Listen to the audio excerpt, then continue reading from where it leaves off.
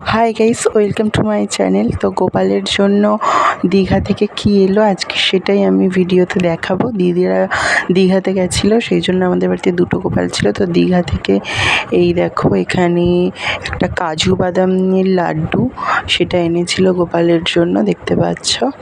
আর এটাতে ছিল হচ্ছে পুরীতে গেলে যেই আমরা খাজা পাই সেই খাজাই দীঘাতেও এখন পাওয়া যাচ্ছে, কারণ দীঘাতে কিন্তু এখন নতুন করে পুরীর মন্দির হচ্ছে।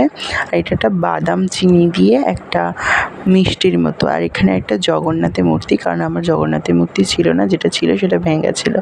আর এই যে দুটো গোপাল একদম দোলায় দুলছে, আর এই তাদের জন্য আনা সব গিফটগুলো। আর জগন্নাথকে আমি এবার এখানটায় রেখে দিয়েছি, দেখো কি সুন্দর লাগছে, পুরো শ্রীকৃষ্ণের পায়ের কাছে, মানে শ্রীকৃষ্ণের একটা রূপই তো জগন্নাথ। সো বাই গাইস, দেখা হবে আমার একটা পরের ভিডিওতে।